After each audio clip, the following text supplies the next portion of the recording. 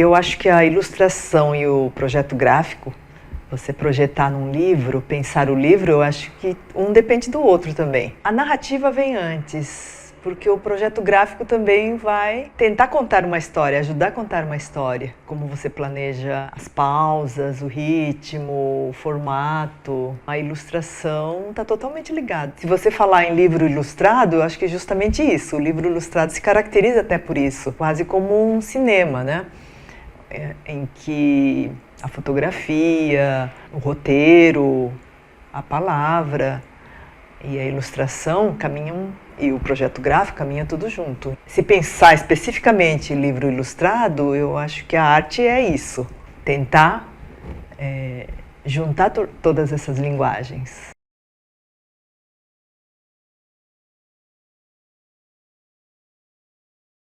Como ilustradora ou como escritora, se um sobressai ou se serei mais valorizado por um, por outro, se for isso, eu acho que depende também do país onde você atua, porque muitas vezes naquele país, ou vamos pensar, Brasil, eu acho que ainda pode acontecer de quem escreveu.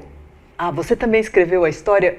Você é autora? Nós costumamos usar esse termo, autor, né? Autor e ilustrador, sendo que o ilustrador também é um autor. Então, acho que aqui no Brasil ainda a gente tem um histórico um pouco recente. Se eu for no Japão, e até quando eu fui, 30 anos atrás, quando falava que era autora de Ehon, que seria o livro ilustrado, eles não perguntavam, você só ilustra ou você só escreve?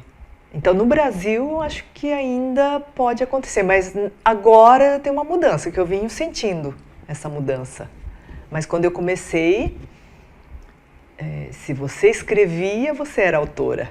O ilustrador, muitas vezes, tinha que prestar um serviço. Claro que alguns artistas, alguns ilustradores foram conquistando um espaço, né? Então, mesmo quando eu comecei, eu encontrava ilustradores, eles tinham todo um pensamento de um livro como um todo. Então, até as editoras, quando chamavam aquele ilustrador, eu acho que tinha um outro pensamento e delegavam. Percebi essa mudança. Hoje é muito mais fácil você sugerir formato, quantidade de página. Então, eu penso como uma mudança que vem acontecendo.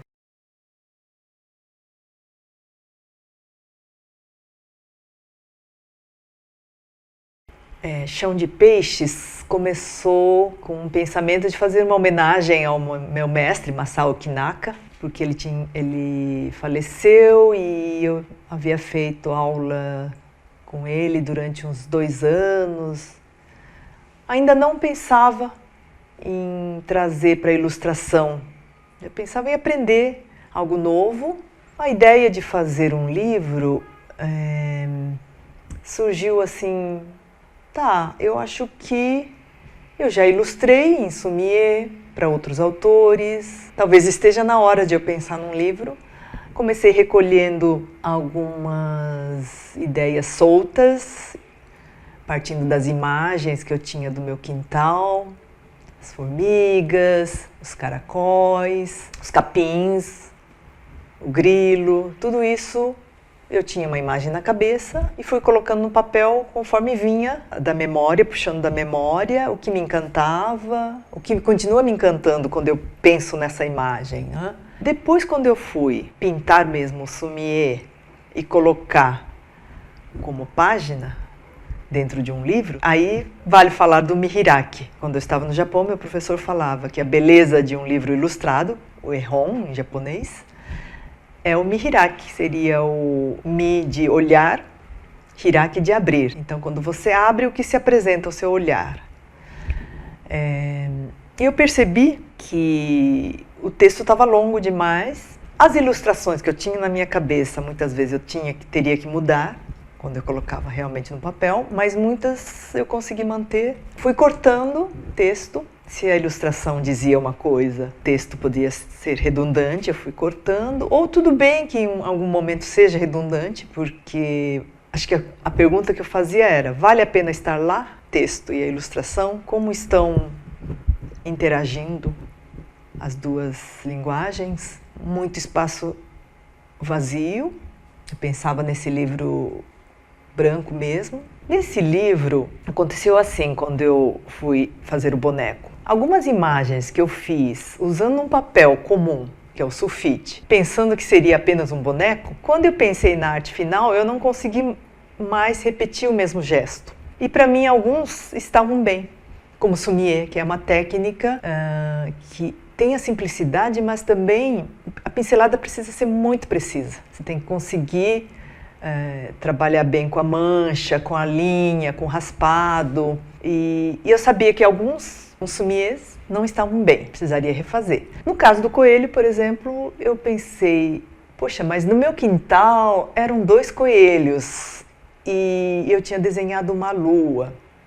2 coelhos e mais a lua, a página ficava um pouco poluída. Aí eu pensei em voltar outra vez aos 2 coelhos e tirar a lua. Não precisaria ser tão literal, apenas os 2 coelhos. Aí eu comecei a pintar, a pincelar os coelhos. Aí você começa a gostar. Gostei, mas não gostei dessa pincelada. Gostei da composição, não gostei dessa pincelada. Aí eu fui repetindo, até falar, agora acho que deu. Agora acho que é esse. Isso me é assim, muitas vezes quando você desiste, até falou, chega, esse vai ser o último, mas isso aqui vai ser uma brincadeira só. Às vezes é aquele momento. Ou às vezes não, é tão engraçado isso. Às vezes na primeira, você não consegue mais repetir igual, então tá, essa foi. Quando eu já tinha todo ele montado, fiz um boneco, mostrei para várias pessoas, fui cortando ainda mais, aí fui para um caminho mais de poesia. Quando eu pensei em reapresentar para Zahar, que publicou o livro, eu falei com a Débora Barbieri para já definirmos a tipologia, e eu queria também fazer uma mudança na posição do texto, tentar integrar melhor com a ilustração. Então, algumas frases, algumas palavras, interagir mais ainda, ficar mais livre, sair daquele formato que estava o texto num bloco. Então tinha alguns que estavam em formato de haikai, apesar desse livro não ser exatamente, não havia uma obrigação de ser haikai, mas tinha alguns que tinham o espírito de haikai ou eram haikais, mas eu pensei em ser bem mais buscar uma liberdade maior dentro da dupla, desse Mihirá, que seria a página dupla. E aí queria uma opinião também da Débora, já com a tipologia que ela pudesse escolher, e nós discutimos bastante sobre. Ela me mostrou várias opções, chegamos a um que eu gostei, ela gostou também. Então esse foi um processo quase final já, antes da editora. Na verdade, com a Débora, a questão do papel, o formato, eu acho que não foi tanto assim, eu apenas troquei ideia, mas o que foi essencial, a escolha da tipologia. Porque, como ela mesma disse, por ser muito simples e muito espaço vazio, e pela simplicidade do Sumier, qualquer tipologia que ela escolhesse interferia demais ali, né?